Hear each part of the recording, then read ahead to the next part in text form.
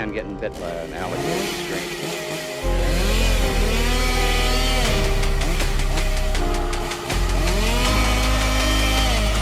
Swallow this. Welcome back to Reasonably Afraid.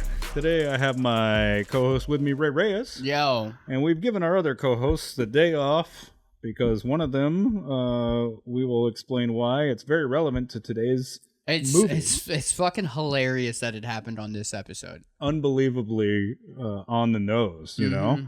Today, as a guest host fill-in, we have our buddy, stand-up comedian and new to LA in terms of living here. It's our buddy Cal Mathews, everybody. Give it up for him. Hey. Yay. All right. Yeah, that's good. Thanks. Did I get the stage names cool? You did. That's good? Yeah, okay. that's Do I have to call you by your stage name? You call me whatever you want. Okay. Because I'm so used to calling you Caleb that I'm just like, I'm definitely going to end up doing it. Are you out now, or does it matter? No, I'm just the military. Caleb's transitioning into another white man. I was like, I think it'd just a different kind of white dude.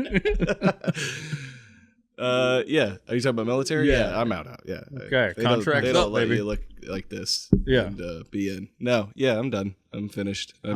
Congratulations. Yeah. It's nice. Feels good. Our friend Caleb, I feel we're calling you calling you Cal. So I would like to call you Caleb. Please call me Caleb. Yeah. It's fine. But if you follow him on Instagram for stand-up comedy, that is Cal Mathews. Yeah. Cal Mathews Comedy. You will be one of the 247 followers that I have right now. So get in early. Bye. Get in on the ground floor. A lot of room for growth. Is Grab what I them said. while the stocks are low. Another buddy of ours, right out the swamp. They're disgusting. Florida comic here to kick everybody's dick in. Yep. As is so often the case with Florida comedians. How you liking LA? I like it a lot. Yeah. You got here right on time. I know. Just right under the wire. I showed up and I was like, this is going to be great. And then everyone at home is like, he's dead already. He's already died. I'm either dead or dead to them, I guess. Just depending. Well, today we're going to be talking about the film They Live from 1988, John Carpenter's masterpiece. This film is very Oh, yes, we have several They Live things laying around because we love that movie. Yeah, this is my favorite. One of my favorite horror movies. We've been wanting to do this one for a while. For a long time, yeah. We just, have... There's 10 million movies to get through. And half of the show, the first year, the half the show was introducing our co-host Sean to the movies that exist because he'd never seen anything. Yeah, then we shot him out back, and then, Yeah. Missed that guy. The rest is buried. Okay. Hey, you know what? To Sean. To Sean. Cheers. He's actually alive. Yeah, no, I'm going to see him tomorrow. He's just... He makes time to hang out with Ray and not do the podcast. So our usual co-host Amanda couldn't make it today because she's in San Diego and couldn't get back because the streets are blocked off because the military's here. Yeah. A totally normal thing for a democracy. Yeah. Yeah, it turns out this current administration doesn't like it when you disagree with them. Yes, and I believe I have the definition of fascism here, and I argued with a buddy of mine the other day, and by argued I mean said facts that he disagreed with because of his opinion. What are facts? What are facts beyond relevant things that you can state in an objective reality? Or just opinions about reality. So the definition of fascism... Let's pull it up, yeah. One specific moment that I brought up to him when arguing about the Marines being in L.A. Militarism, forcible suppression of opposition, and the subordination of individual interests for the perceived interests of the nation or race, often in opposition to democracy, liberalism, and socialism. Yep. So... This podcast is going to get us on a list. Yeah. This episode specifically. If we weren't already, I feel like all three of us are definitely on the list. I'm on something. Yeah. Yeah. I probably got on it with all those Luigi jokes when that happened. Oh, yeah. Yeah. Definitely was on some type of terrorist watch list. Well, when you openly call I'm for a wee the... terrorist. I'm a wee little terrorist. Yeah, when you openly call for the execution of people on your podcast, sometimes someone might pay attention to that. Anyway, so we're going to hop into the movie and we'll talk about the relevancy to what's going on in the world as we do it. All right. Before we do, I did want to ask Caleb if you're cool with talking about it. You served in the military for 12 years total. 12 years total. Yeah. Dang, dude. Yeah, I had a little bit of break in between. I was in the National Guard for 6 years, and then I was just in the regular old Army for 6 years. I don't know. I mean, it was a job. I was just following order. No, no, that was my job for a while. I served under 3 different presidents, so that was one was cool, one was very much not, and then another one was a weird old guy. 2 of them were strange, demented old men, but Yeah. different kinds. One was worse, and I'm not saying which one. I'm kidding. Obviously, the one who's marching troops through Washington D.C. right now is the bad one.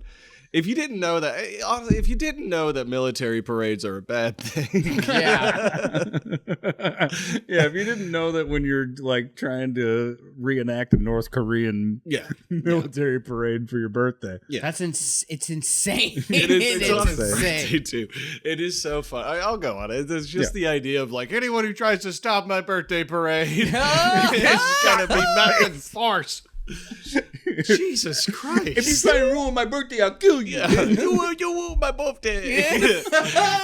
They wrote mean signs and they sing songs. Shoot them. If you ruin my birthday, you're a terrorist. You're a weak terrorist. Yep. He's a big old baby. Just a big baby. Anyway, I was in the Army and I wanted to ask you, with everything going on, were you ever deployed during any of the National Guard deployments into U.S. soil? Okay, yeah. Yes, I was. Yeah. I was during COVID, I was sent to southern Texas, just hanging out. And Nice. we, At the bottom. down at the bottom. Yeah. Just Now pull the mic looking, a little closer. really just spent a few months looking sorry about that. Yeah. Spent a lot of time looking at a river. Our job there was, if you guys didn't know this, federal troops are not supposed to like lay hands on people on U.S. soil. Yes, the Constitution, I believe, is the thing that says that, right? Is the Constitution? I believe so. Yes, And they already have.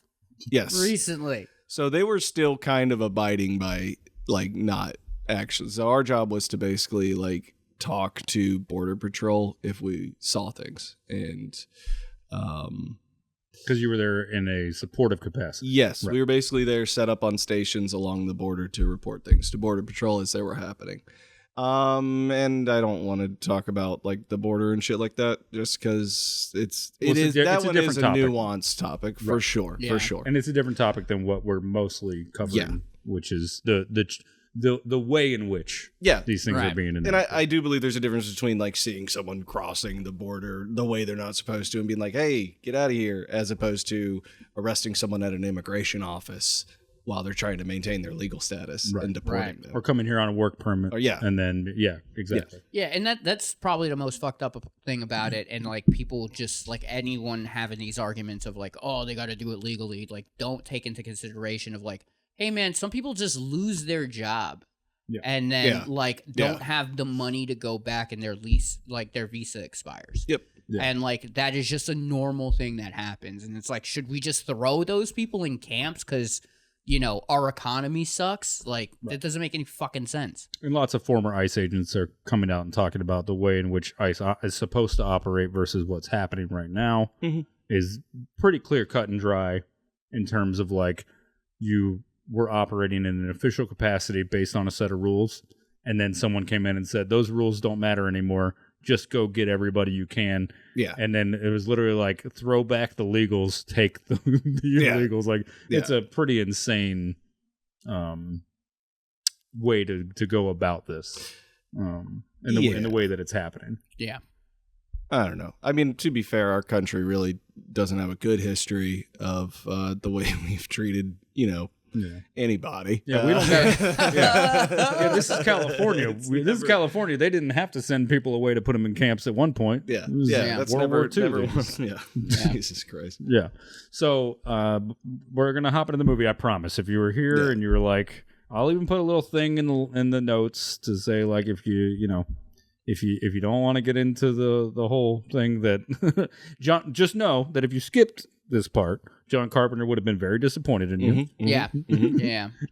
He talks explicitly about how this film is a purposefully politically divisive film that is meant to create a point of view. And I think it's important for everyone to remember that art is meant to do that, and it is not meant to. I mean, obviously, sometimes it's meant to anesthetize you from what's going on in the world, so you can just enjoy a silly, goofy thing. Sure, right. That's also art. Yeah. But most art, it's got an angle to it that is meant to make you think. Yeah. And I think the main reason I wanted to ask you about the military stuff is because as somebody who could have potentially been in a situation had they been called upon to have encounters with the U.S. population and U.S. citizens, or not, but people that are on U.S. soil, just to be staunchly clear, if you could just say to the camera, what are the rules? How many blue-haired liberals have you shot? What are the rules about? What are the rules about the oath you take as a someone in the military? The oath of enlistment, personally, now I have very strong opinions about the military in general. A lot of it is fucked up, and it's always been fucked up. Right. I mean, it's impossible to deny that. Like, and I think the oath of enlistment, much like a lot of the other like things that are establishments in this country, is kind of designed to be confusing in a sense, because you're supposed to follow the orders of your officers and the president, but you're also supposed to uphold the Constitution. And a lot of these things are left up to interpretation because they can be manipulated in a certain way. Truthfully, I think a lot of the constitutional stuff is that way too. I think a lot of it, like, we talk about the Constitution, and it is a decent failsafe from like 250 years ago to like try to stop complete control and power, but it is also intended to maintain power within a certain group of people. Right. It is more malleable than the average person might realize. Yes. Yeah. In the wrong hands. Constitutional is actually a bad word for how much interpretation is left available. Right. Down to the most simplest things like the term the general welfare that we've been arguing about since the 1960s. Yeah. So, yeah. But yeah, just for clarification, on the most basic principle of constitutionality, American troops should never be called into American soil unless defending the population. Yes, from a foreign or domestic threat. Right. And then, unfortunately, domestic threat can be interpreted. It's a subjective interpretation. Right. What I think is a domestic threat, a certain person, might be different from what other people would think is a domestic threat, which would be certain people. Right. So, that's why it's left up in their interpretation. And a lot of the people in the military, it's a good mix of people. But as you might guess, some of them. But it's like 80-20. Right. Like you get the 20% of people that do have like some empathy and like decent like human value. I'm all right, maybe. What I view the domestic threat is when my neighbor starts building a fence on my property line. Yeah. And then the military needs to come in and blow his fucking brains away. Yeah. Because he's a fucking idiot, can't fucking read property lines right. Where is this? I don't know, it just popped in my head, and I was like, go with it. I was like, Go with it. You're actually describing every international conflict that's ever happened. That's really good. It's very nuanced. Yeah. Look at you found your way to it. There you go. Except for my neighbor has oil. And, Yeah. and I want it. Give me that oil. All right, well, we got a little bit of time to jump into it, Yes. so I appreciate being here with us, man. Thanks. Yeah, thanks. And It's fun. we'll have Caleb back, of course, for a regular guest episode where we let him choose a movie, but today he volunteered his time to get away from his wife and kids so to be able to talk about this very fun movie, To be fair, They Live. my daughters, my wife and kid are at a dance studio, Yes. checking out a dance studio. I'm not getting away from them. I am getting away from going to a dance studio. Yeah, it's not them, it's the dance. Yeah. Mhm. All right, They Live, 1988, 93 minutes long, rated R. This movie was John Carpenter's direct response to Reaganism. Yeah. He's been very clear about that in multiple interviews. So anybody, and I know a lot of people, especially 80s horror movies fans, that complained about every time something changed. You know, I mean, you're allowed to have your opinion, but a lot of those guys and gals, some of them hung on to this idea that everything's too woke and blah blah blah blah blah. And they thought they were Jews. Yeah. They thought the aliens were Jews. Yeah, which is a real thing that happened. John Carpenter had to go on Twitter in 2017 and reiterate that the aliens were specifically meant to be Republicans who were hell bent on making profit above human lives. Yeah. Right. So, in case there was any confusion, and I know you dumb dick assholes don't care about facts or about the way that anybody who is the person who made the thing, you don't care. You go, well, the principle's still there, and then you just make it up for yourselves. Congratulations, you're a fucking moron, and you're making everything bad for everyone. So, maybe Media living's not for literacy. you, and you should not do it anymore. Yeah, we're pretty explicit. No, I mean, that's good. We've had other episodes where we're a little bit lighter, but this one I'm feeling a little bit spicy today. Yeah. Okay. Last thing to say about everything going on. There's a city block or two where there's been some protests and things where people got violent with authorities, and surely the authorities didn't do anything to instigate any of that. Anyway, if you're ICE didn't block off a road so they can pull people off at a Home Depot. Yeah. And then the people who were sitting in traffic got out to look at what was going on, and then ICE interpreted that as a protest, even though it was just a crowd of people stuck in traffic, and started throwing flashbangs at them. That didn't happen at all. Yeah. That didn't happen. people typically just get upset out of nowhere and then just freak out. There's never.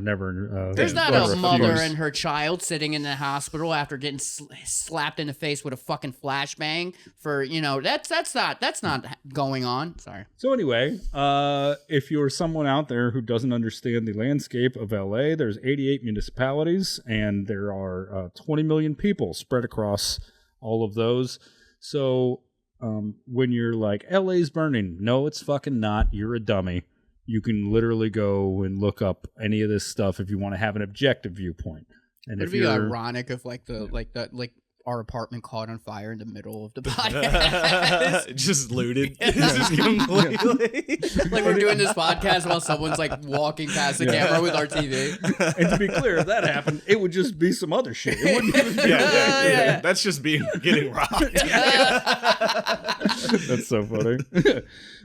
So anyway, this was John Carpenter's clear statement on the way in which authoritarian regimes and others can manufacture and create crisis and give the answer and how to try to manipulate the population while you do it. And that's why we're talking about this movie today. Yeah. So, John Carpenter. So fucking good, dude. This is such a good movie. It really is, man. John Carpenter, as we've talked about many times on this podcast, of course, you can't talk about horror without him most of the time. We covered The Thing.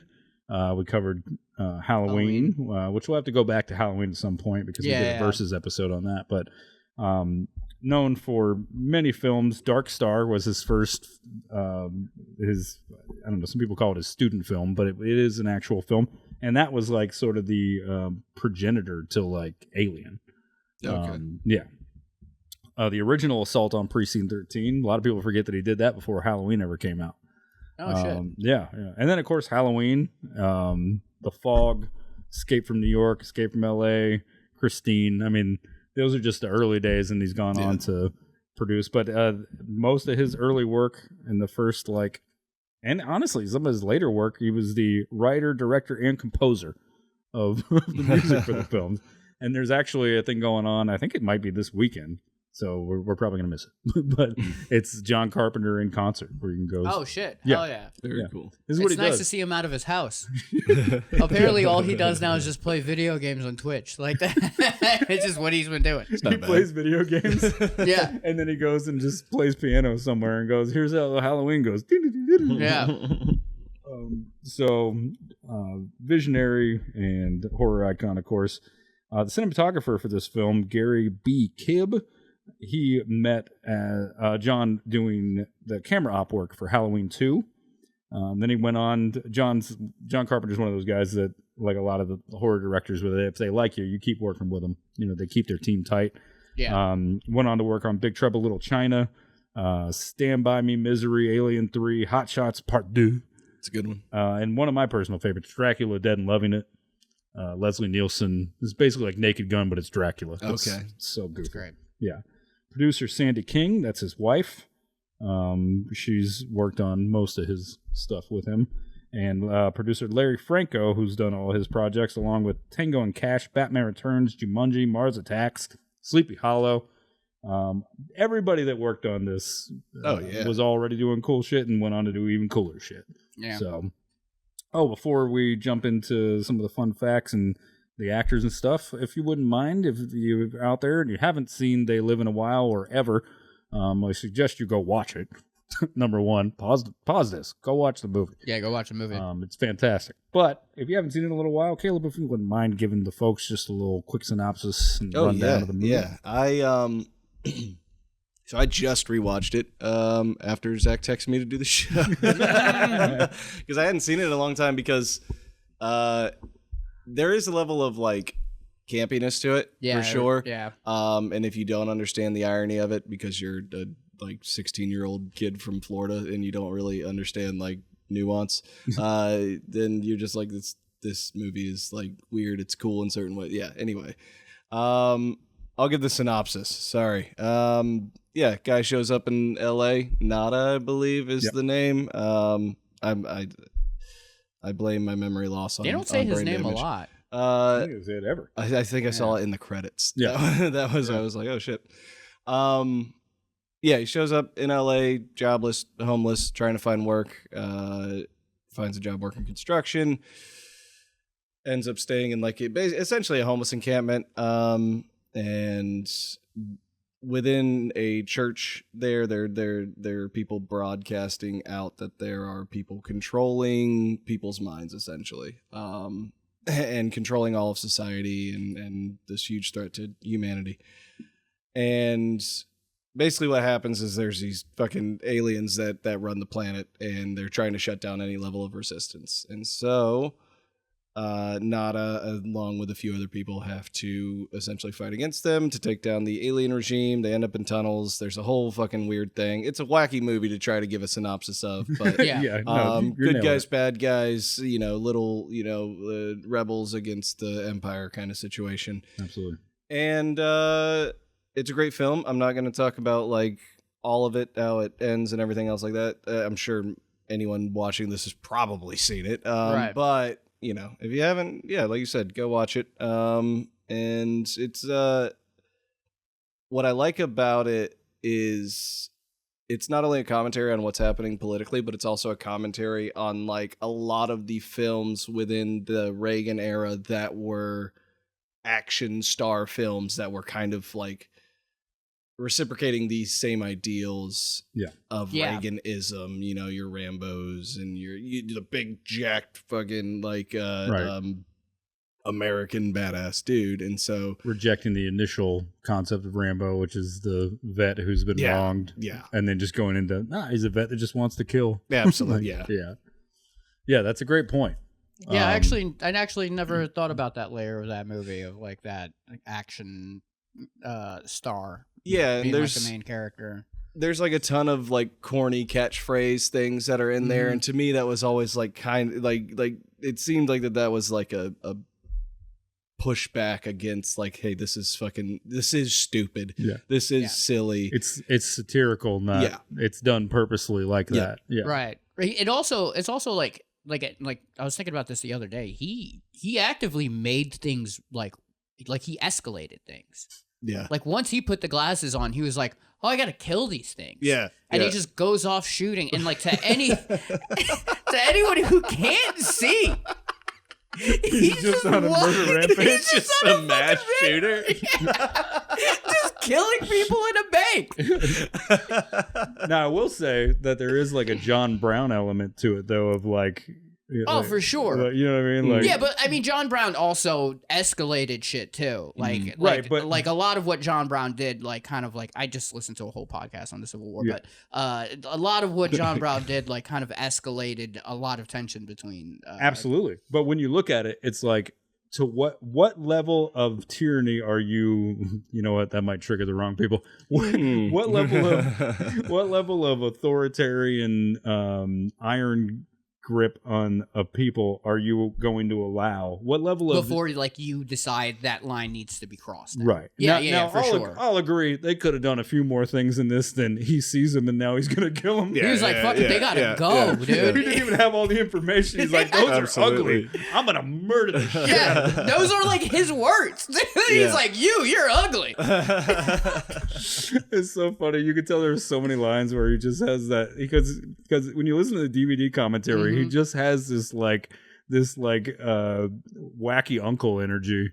Like John Carpenter's like saying all this kind of like artistic, stuff about shots, and he's like, "I'll tell you what, that one looks like my ex-wife right over there." John Carpenter's like, "Come on, buddy." He's like, "I'm kidding. Well, he did stand up, right?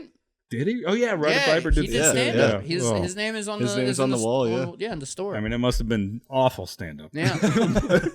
There's stories about it where like everyone would go home and Rodney would be playing the fucking piano like in the dark, and people were like, what is he doing? Roddy Piper just playing the theme song to Halloween Alone in the Dark. John Carpenter's my friend. It's like terrifying, dude. That's so funny, man. Speaking of that, Roddy Piper, made famous through WWF and the wrestling world.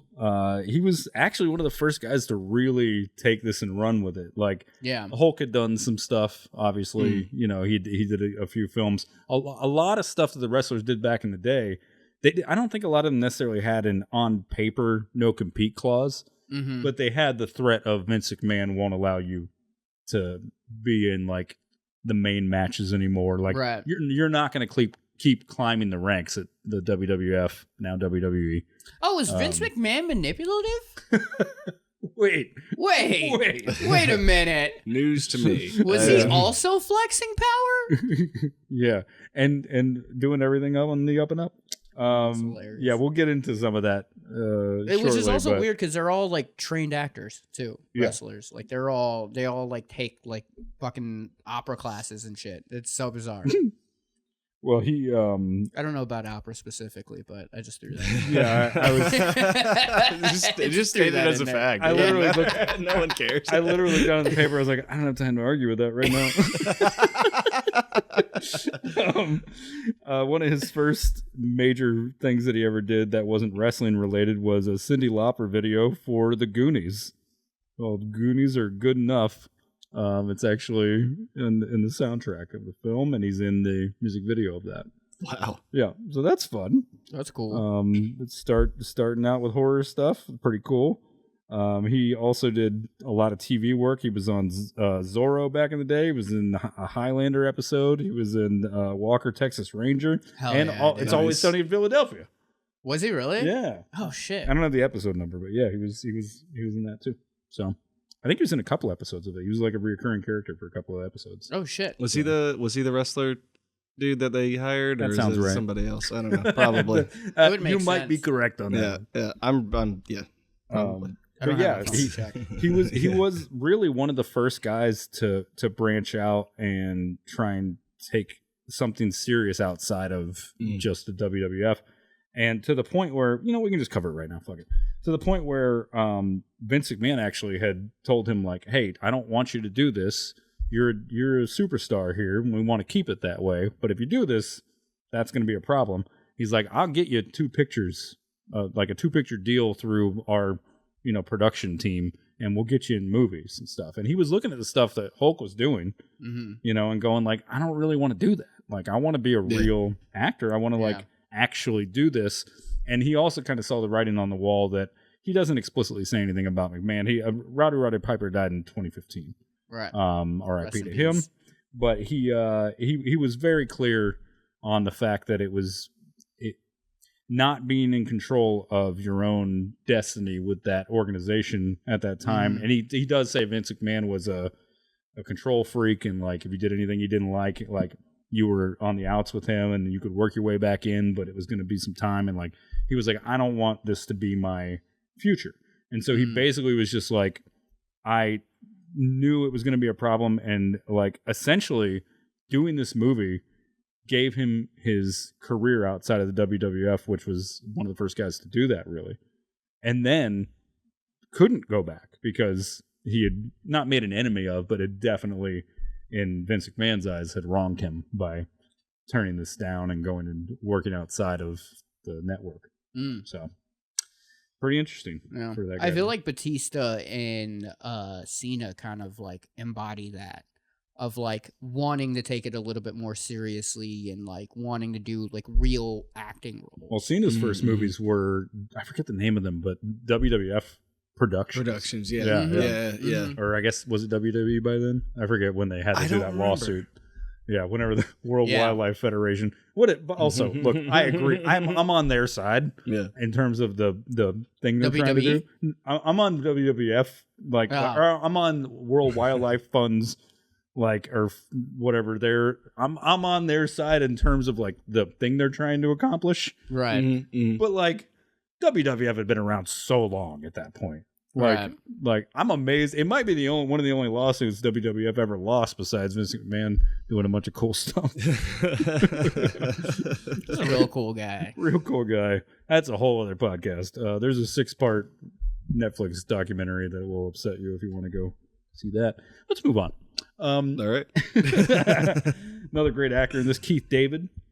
Also in The Thing.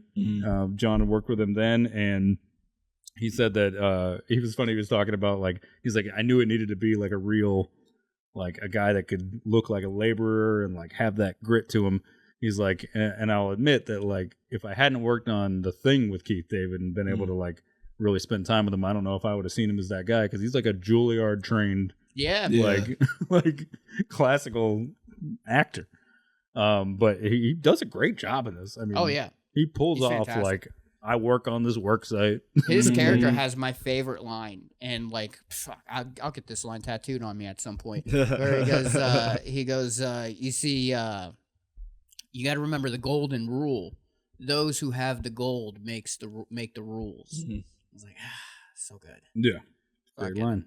Yeah, this movie has so many moments like that where I'm like, fuck, man, that's profound. Yeah, like just the moment of putting on the glasses and then looking at everything where it's like consumerism, like consume and obey and stuff like that. And he looks at the money, and the money says, "This is your God." When I was 14 and I saw that, I was like, what the fuck, man? Well, that was like the scene after they had already like demolished everything and taken down the broadcast station. And there's a TV playing like a fashion commercial. Yeah. And then at the same time, people are like picking up just whatever clothes that they can find to wear them for a function. And then just in the background the entire time, there's so just perfect. Like, it was some stupid thing that they were saying about whatever the new style was. But yeah, a lot of that beautiful contrast. Yeah. Made Mhm. made in that moment. Yeah, I noticed that too. That was great. Keith David went on to be in, of course, a million things: Platoon, Roadhouse, Men at Work, Dead Presidents. He was the voice. Oh, yeah, he did a lot of voice work too, for like Really? video games and cartoons. Yep. He did the King's voice for Aladdin, the TV show. The Fantastic Four TV show, which I didn't even know. I've never even seen. He I didn't even know He it did the was- voice for Black Panther on it. Oh, nice. It's like crossovers. That's cool. What was the last? Oh yeah, he was in Something About Mary. I mean, he's Yeah. Yeah. you know the guy's a legend. He actually has the most roles of anybody in this He was movie. in Nope. Oh yeah, he was in Nope. Yeah. Mm-hmm. He has the most roles of anybody in this movie. 404 roles with That's 10 projects crazy. in the Wow. works. That's crazy. Yeah, 10 in the works. Relax, dude. Yeah, You know? yeah. You can relax, man. He is one of those kind of actors. I would say it's a character actor, and that, I don't know how people feel about that. I think it's cool as fuck, dude. To be able to get into like that role as a character actor sounds like, if you're just trying to get work. Yeah. That sounds Yeah. awesome. That would be great. Hey, can you show up and make like very little effort to change who you are as a person and just In this and next just say scene, we these need you to words? be mad. Yeah. He's like, oh, I got this. I've been mad before. I think I got this one. Another guy that was a character actor that was in this is George Buck Flower. Is Bucks's, his, what is that, like, nickname? Yeah, his George Buck Flower. Really interesting guy.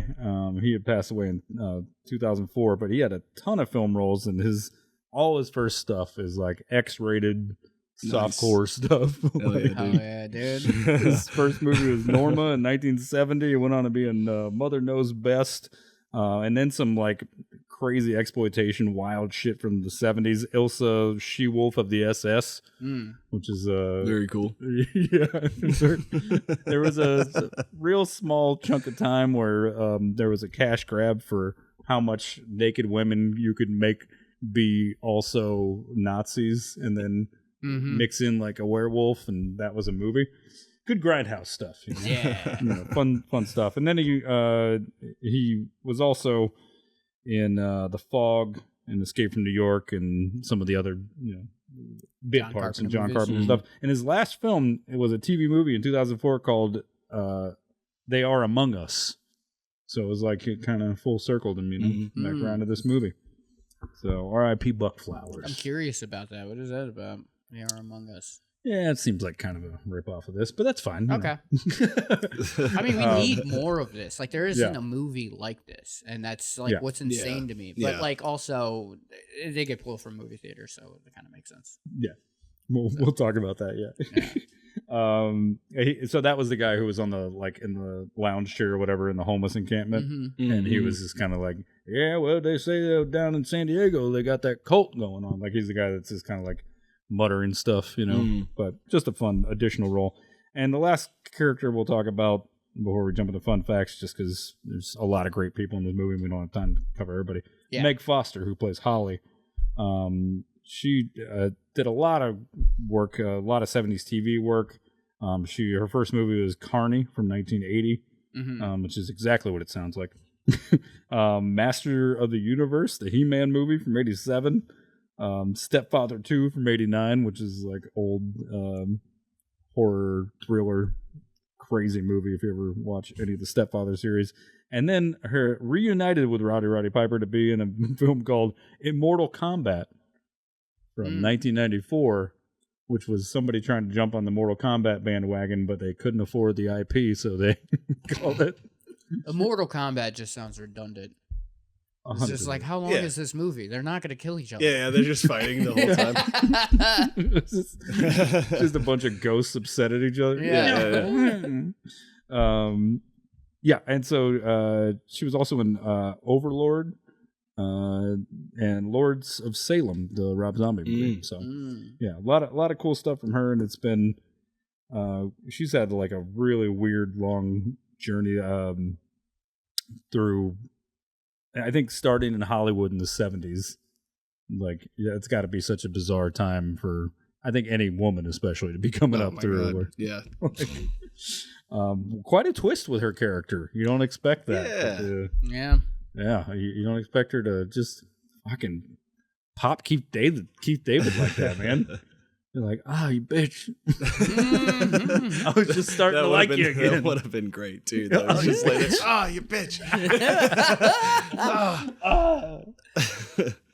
So anyway, we'll hop into fun facts. I think we're Let's ready do to it. tear All through right. it. The European title of this movie was called Invasion Los Angeles. What?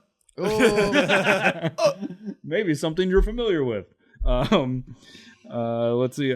Like a lot of movies in the 80s and 90s, especially late 80s, had to pay off gangs for safety. Very cool. Nice. And generally to, safety from other gangs, safety from them. That So makes they sense. supported the local community. 100%. Yeah. Good. To Good. the point where Take notes. John Carpenter, John Carpenter saw that there was lots of homeless people because this movie is almost exclusively shot in downtown LA. Yeah. Except for the house in the hills where Holly's character was at, which was actually down the street from John's house in the Hollywood Hills. But shooting this in downtown LA, John Carpenter was very familiar with the area. And instead of trying to get a bunch of PAs to keep all the homeless people away, he said, hey, take these clipboards, go sign them up, and pay them to be extras. And he paid them the day rate. Oh, hell Wow. yeah, dude. Yeah. What a great guy. Yeah, paid them the day rate, fed them. They got crafty lunch. Like, yeah. they were, Fuck yeah, dude. they worked on the film. That's amazing. Yeah. Dude. That's so cool. Yeah. Like, when I showed this movie to Megan, and like we're watching like the scenes of downtown LA, and mind you, this is John Carpenter trying to make downtown LA look gross. Megan goes, wow, downtown LA was so clean in the 80s. I was like, Jesus Christ, man. Not even John Carpenter could have foreseen how fucking disgusting it would become. Oh, that's so funny. Yeah, to the point where that set where the homeless encampment is that they built, it's just still there. Yeah. Yeah. Yeah, like you can just go there. Everybody's just like, oh, that was a building. It's like, no, they built it. But they don't have hurricanes here, so shit just kind of stays up. Yeah. Let's see. Oh, yeah, Roddy Piper. Roddy Piper was actually homeless as a youth, and kind of fought his way out of that, going through foster homes, and just had a really, really tough childhood. He actually consulted on this with Carpenter for some of the like homeless stuff, because he had been homeless as an adult as well, like between jobs and that kind of thing. He said, oh man, this is so fucked up. He said that doing the scene where they had to bulldoze the encampment, he's like, I saw that. Like he's like, I've seen it happen in real life when I was homeless. He's like watching everybody lose everything, and that everything is nothing. Yeah. And he's like, he basically said like it just tore him up even to see a reenactment of that, because it really reminded him of it. Like he didn't know how to express like that he was like triggered by it, but that's what was happening. Yeah. And then he said that like the scene where he's running away with that blonde kid, and remember he like saves that kid from the police, when they're tearing up the encampment. He was like, I was holding on to that kid so tight, and I didn't know why. And I felt so emotional. And he's like, I realized later it was like I felt like I was saving myself from that when I was a child. And it was this like really emotional moment. And like, holy shit, dude. yeah. And it's just him and John Carpenter in some studio watching the movie and doing their commentary. And he just like tells him that. You're like, wow, Holy dude. fuck. And then Rodney Piper was like, is this my ex-wife's house? What a He's like, come on, hilarious man. Come on, man. Just the sincerity. Yeah. And then just showing up. Anyway, my wife's a bitch. Yeah. But he's also Canadian, so he immediately apologizes for all of he's the like, jokes. I'm so sorry. Yeah. You know I love you, Linda. Come on. Oh wait, I keep doing a like a New York accent. Yeah, for a Canadian. Yeah. Oh, you know I love you, Linda. Come on. Okay, there we go. Anyway, but yeah, I thought that was really sweet. There's also another moment of that is kind of that they pointed out in the commentary that Carpenter obviously was in touch with social issues and was aware of the dynamic of the LAPD and the general population. But he said he didn't realize until later like how it was almost like prophetic to have this moment where there's these like cops beating this black man. Like they beat the white guy and the blind preacher guy, but they stop beating the white guy and then they all start beating the black guy. Right. And then it doesn't stop. It goes on like a little too long. And then they just cut away while they're still doing it to him. Right. And they're like, man, it just like, he's like, when I saw the Rodney King footage, I was like, oh my God. Like, yeah, I made like a version of that as a fictional thing. And now it's like happening. It's real. And it's like that whole movie feels like that right now too. Right.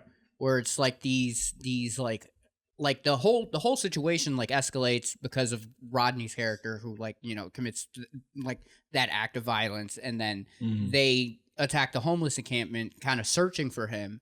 But it's also like, you know, these police just like taking down this small resistance essentially. Great. You know what? Great point though. It's actually more to the point of like the stuff we've been talking about. He actually doesn't commit any violence until after he's left the camp. He doesn't go out and do that and then come back. The initial violence is from the state coming and tearing up the homeless camp. Yeah. And then when that's already happened and he's out in the world, and then this other bad thing happens and he connects the dots. So he's not just a guy that sees some aliens. He's realizing that like these people who are oppressing us are literally right here. Right, right. Oh, so that's me getting the fucking sequence wrong. I should have watched the movie. But it weirdly led us to this. Justifying his actions. Yeah. Because you feel pretty justified when you realize the people who have just killed all your new friends, you know. Woo! All right. Man, we're really getting in there, boys. The special effects guy, this is fucking crazy. So the special effects guy that made the masks, John Carpenter said he's always loved those rubber suited masks from the 50s, you know, and like the monsters were all in them. He's like, that was just real to me. He's like, I was a kid and I loved it. Yeah. He's like, that was my shit, you know? So he got somebody to make those masks. He's like, the guy, we didn't have a lot of people. He's like, the guy who made those masks is playing every single one of them. It's the same guy. The women too. Oh wow, you would just awesome. Put on high heels and a dress. So if you look at some of those characters, you know they might have a little bit broader shoulders than you'd expect out of them. Yeah, he's like, I can't pay for another actor. I just spent all this money on homeless extras. Tommy, get in the suit. Get in the goddamn suit. Yeah, it's pretty wild. Do you want these people to eat or not, Tommy? Never mind. After. The line chew bubblegum and kick ass. Yeah. Fucking iconic, dude. Yeah, the most iconic. Yeah. I mean, it's one of those moments. You go back and watch it, it's not as badass as it is in your head if you haven't seen it in a while. Yep. He says he sounds so Canadian. Yeah. Yeah. I am here. Excuse me. But it is a killer line. And the way that came about was, you know, John Carpenter, like, he had actually met Roddy Piper at WrestleMania 3. Because John went to go watch it himself because he was a wrestling fan. Yeah. John Carpenter actually, one of his first jobs when he was 15, he wrote for a wrestling magazine. He did columns for him. So he would go to matches. And he got the job just so he could, like, go see wrestling for free. Like, yeah. When he was a kid, which is kind of hilarious, you know? So he still loved it as an adult. And he would, whenever he got a chance, he would go to, like, events and stuff. And so he met Roddy Piper. And then when he came to set, Roddy had a notebook that had all his little things for the, you know, the Saturday promos where they would shoot all the stuff that would be like, it's Mean Gene and me and we're here, we're a fucking kicker, like that, all that shit. He had his notebook with him. And so he was like, John was like, I need some lines for you to be able to say, you know, for your little action sequence stuff where you're like, what can you say? And so they just started going through stuff and he saw that one. He's like, all right, yeah. Chuba, what do you do that? Like, so this great moment where, like, you know, he'd cut these goofy promos and then that was one that just stood out. So it made for iconic film legend line now, you know? Oh yeah. Pretty cool. That is pretty awesome. He actually, I don't this probably isn't true anymore, but at the time he held, or even at the time of the DVD commentary recording, he held the world record for the most pro matches. It was 7,000 matches. Jesus. Holy shit. Yeah. And he had retired from wrestling for years. So, yeah. I mean, he did all that in a really short amount of time.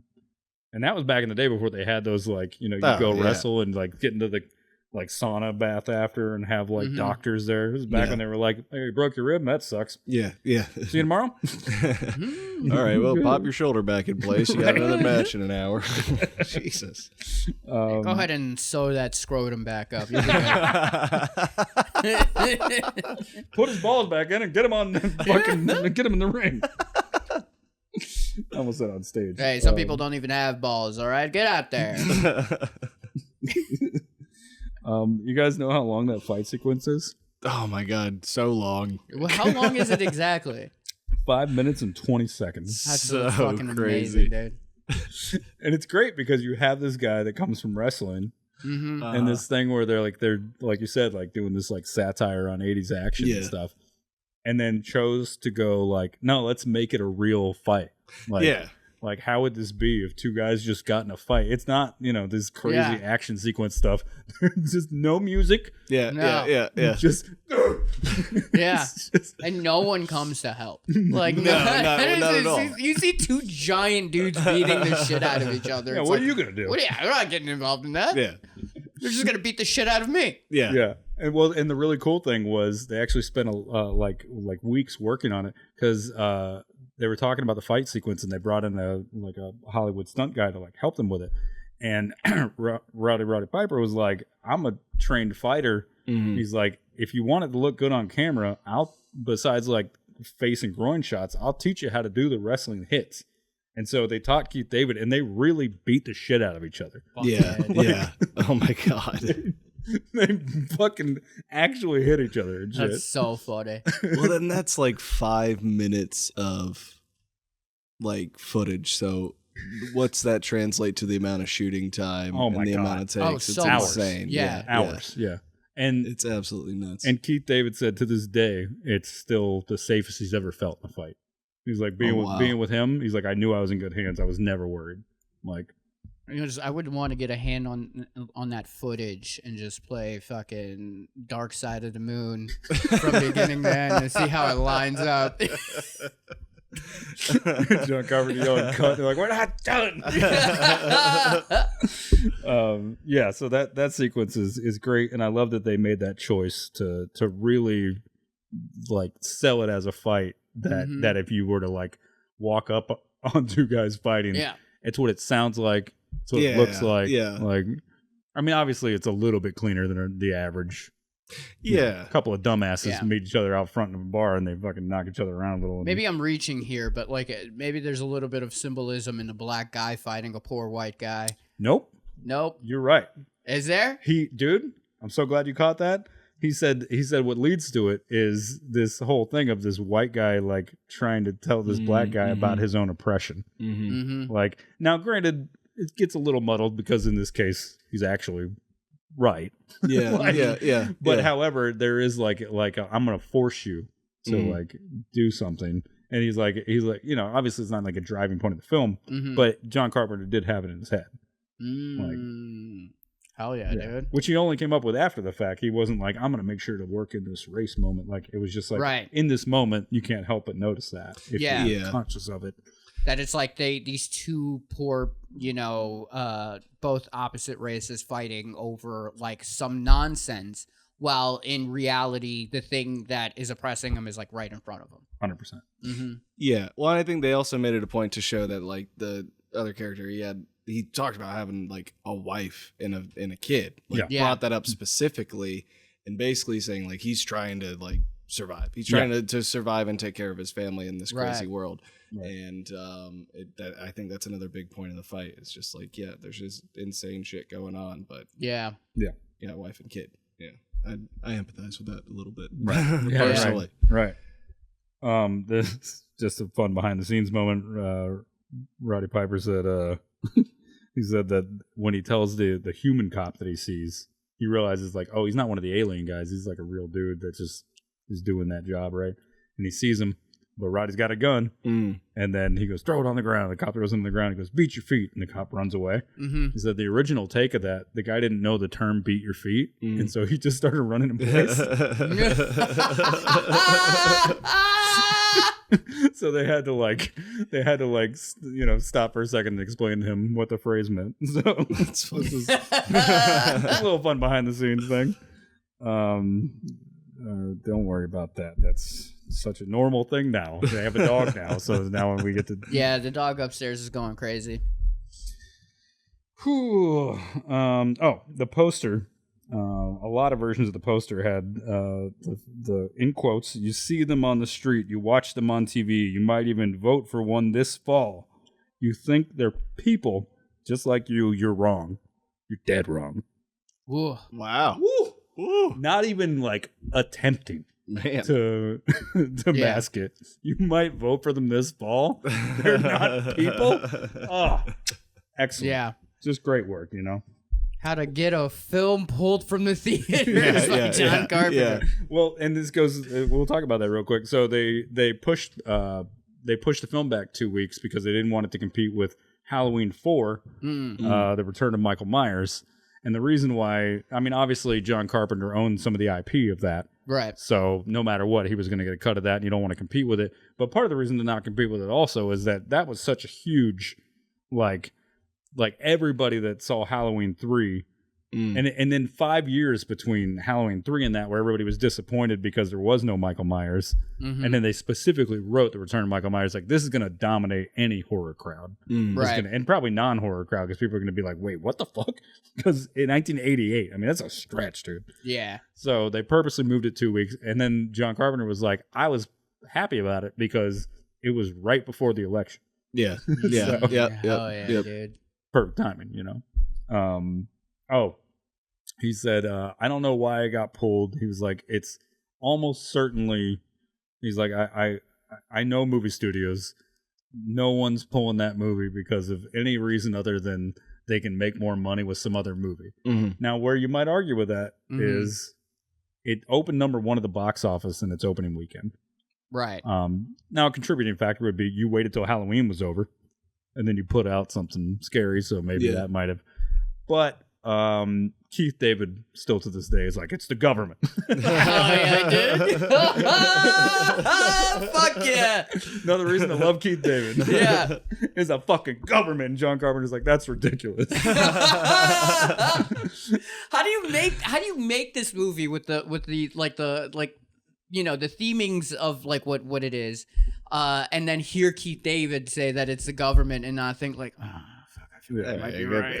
Well, John Carpenter, with owning the IP on it and everything and all these other aspects of, he's probably trying to pull back and he's saving face. Well, I think he's also involved in all these nuanced financial conversations to where like their main distributor, and again, this is the 80s, like their main distributor is like, oh, we're like that opened number 1 at the box office at a dead time for movies. November's not really known for like huge movies, and you got Christmas around the corner where you're going to make all your money. And they're like, well, we'll get that out early and start pumping new stuff out.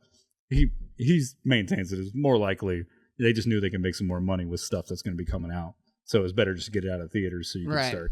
But fuck it, Keith David's right. Fuck the government. Well, I mean, oftentimes too, those situations are like convenient. Yeah.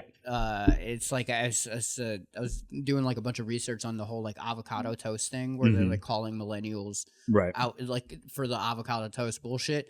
And a lot of those people who were pushing that, those companies also had ties to like Kellogg's who were losing money because millennials were eating avocado toast in the morning because it was quick, healthy, and easy to get out of the fucking door rather than eat cereal. And it just so happened that these companies are tied together, and just so happened that this one real estate tycoon said it was the avocado toast. So Fox News just ran with it. That's where everybody's trying to sell you something, and if you think it's anything else, you're wrong. Oftentimes they're doing the wrong thing, not out of conspiracy, but out of just convenience. It's always money. Yeah, it's always money. Yeah. Oh, I forgot to say one thing about the fight. South Park Yeah, There South was Park did the cripple fight. Yeah. Their words was modeled directly after the fight from Nehru. Oh yeah. That's awesome. So if you ever go back and watch that, it's fun to do the side by side. The black and white shots were all actually matte paintings, not the ones with them moving around, obviously, but the ones where it like cuts to like billboards and stuff. There's no people operating in them. All those were actually matte paintings. It wasn't just a black and white of the city with like somebody cutting and layering stuff into the film. They literally cut to paintings done by John Danforth, who Carpenter said is an unheralded genius in our industry. So shout out to that guy. Yeah. They look, you literally can't tell. I mean, every shot is exactly the same in black and white and with the thing. It's very impressive. So good. Yeah. You're going to love this, dude. Actually, no, you'll love this, too. Oh, no, you guys live in the same city. This is going to be a problem. The sunglasses are called Hoffman lenses. Do you know why, Ray? Why? Because Albert Hoffman, the creator of LSD... Nice. That's why he says at some point, he's like, these are like a drug. Yeah. So, and this is... And it does give you a headache sometimes. Yeah. And this is what I was like thinking about. I was just like, I feel like this is like John Carpenter in a way saying like these like mind altering drugs are what make us question the government or like the powers at be, and that's kind of why they're illegal in the first place, because you just start to question shit more. Right. Yeah. Fascinating. Beautiful. Kurt Russell was originally going to play the lead character. I don't want to do mushrooms then. Okay. All right. You know, if you do too much of it, it stops working. It just stops working. Literally, We just gotta take a break. Yeah. All right, sorry. Welcome to Shroom Talk. This is a new podcast. Literally We're changing every the name right in the podcast. middle. He has a segment that he's forced on all of us every time. All right. Kurt Russell was originally going to be cast in this role, but he had worked with John Carpenter on 4 movies before this. And John Carpenter felt like it was time to switch things up a little bit. And also he wanted somebody that could plausibly play this role and be almost as, not generic, but as like detached from the audience as somebody like Roddy Piper, who they don't have a background of other roles to attach. Right. In terms of film, anyway. So that was kind of a cool choice. Because he could have easily done it and the film would have just gone... It probably would have been more successful, honestly. Right. Yeah. But him willing to take a chance on something different, that's pretty cool. Oh, So, yeah, dude. Yeah. And, of course, he knew Kurt Russell's going to be fine. Yeah. It'll be a all mega right. star by then.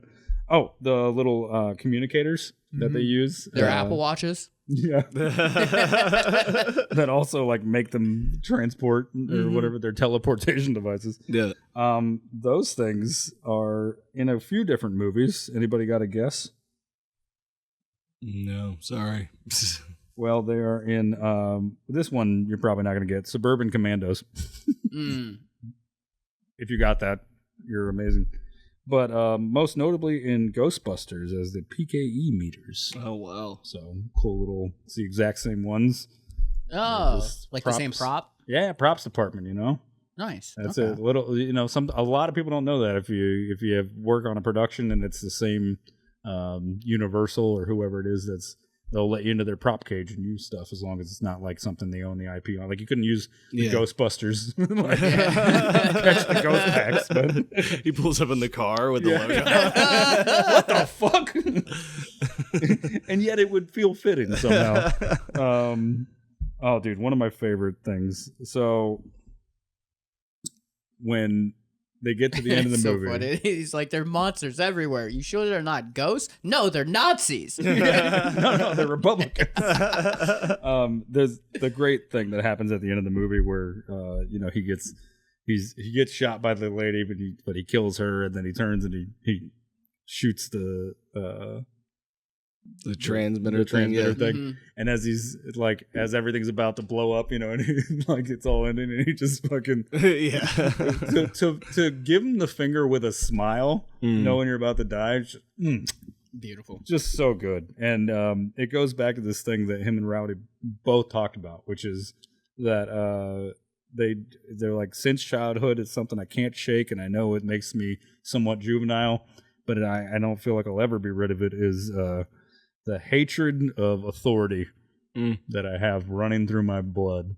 Hell yeah, dude. Fucking sick, dude. And the way Roddy Ray Piper put it was, he goes, I'll give anybody the shirt off my back. The second you tell me I have to, we got problems.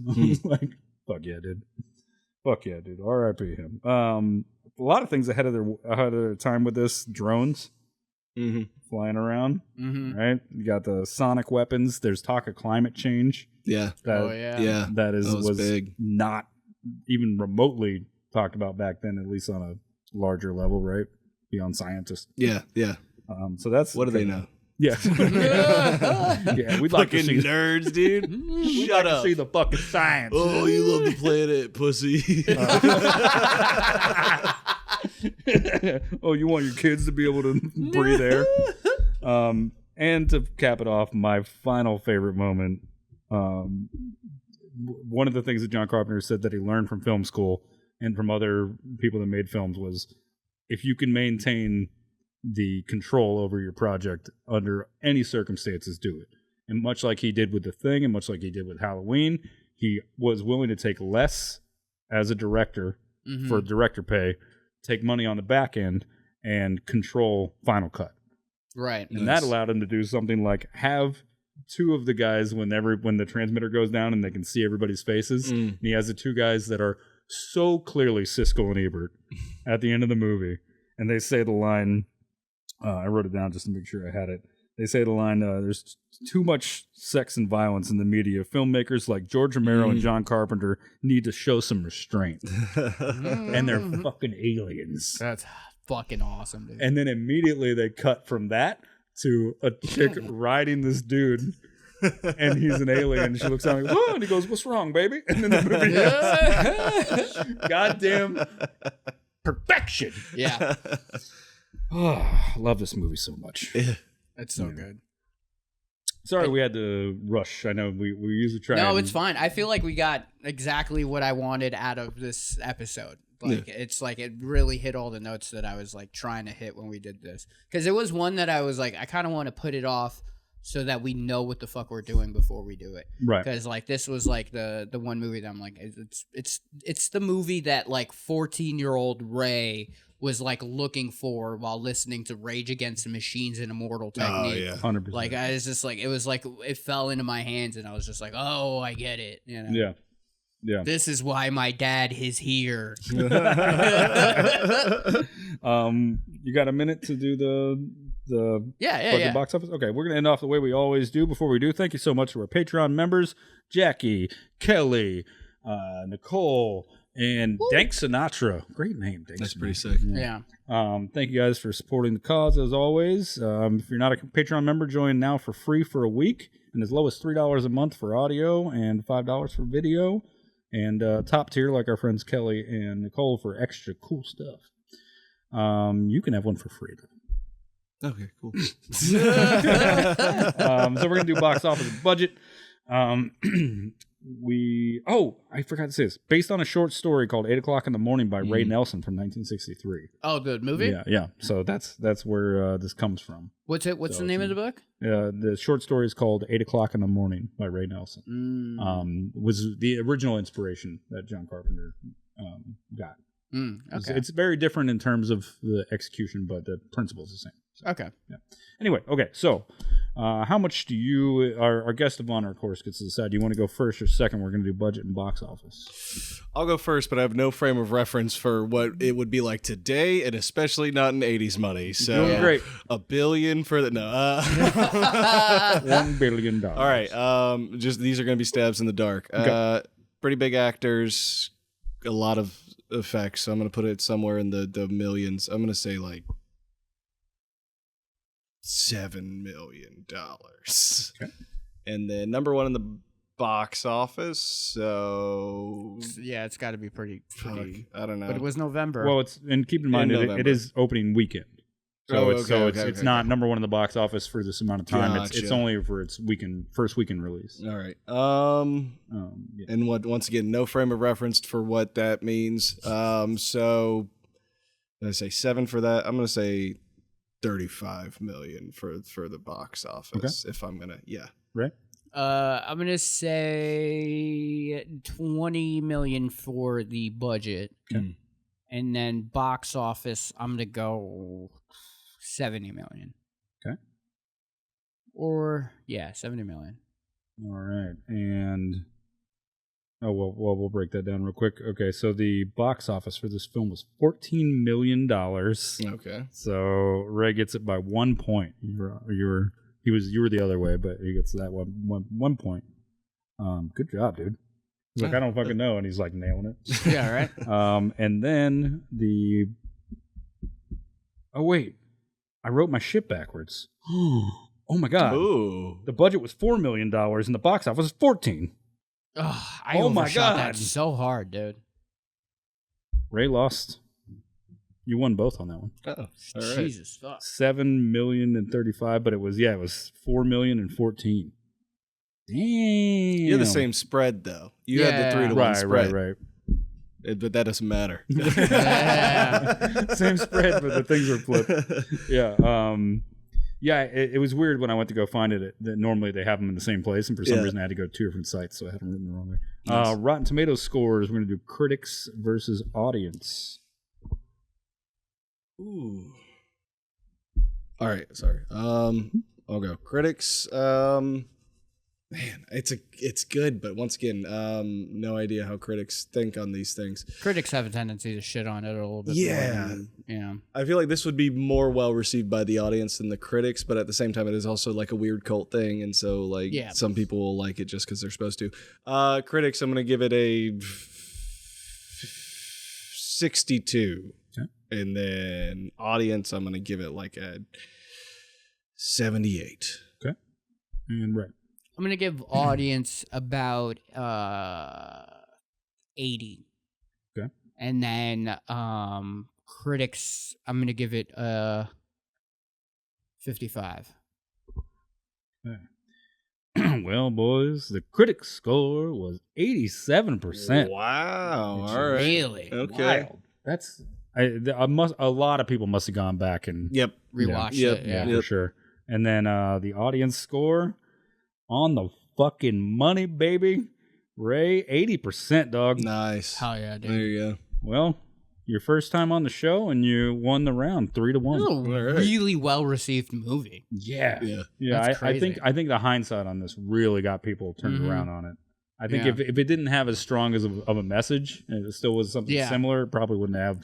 Yeah, you would Yeah. think the critics Yeah. will take like a little bit more stabs at it because like it's campy. So like I can see someone being upset that the camp might take away from the overall message, but like I never felt that way. Well, we know what specifically. happened though. The critic reviews came out, but this is one of those movies that once Rotten Tomatoes became a thing, all those private citizens pretending like they have press credentials. Mhm. Yeah. Anybody with a blog can be a critic if you go on the critic site. Right. Yep. So yeah, that has to be the case because there's I know who didn't like it. Siskel and Ebert. Yeah. Matter of fact, check out the Patreon. We'll do some of the actual critic reviews on there. Yeah. Yeah, that'll be fun. We'll cover that. Anyway, thank you guys for joining us. As always, make sure you join us next week. We're gonna have our graduation day episode out, right? Yeah. after that. Yeah. Would you like to be our guest of honor? We always throw a little paper at the camera. Don't hit it on the lens because it's bends and it's very all right. expensive. But just try and hit the This top. guy right over yeah, here. yeah, this All right, guy. hold Yeah. on. All right. Give it a good hook. Better luck next Well, time. never coming back. See you next week. Bye. Stay safe out there. Fuck the government. Yeah. A man getting bit by an alligator is strange.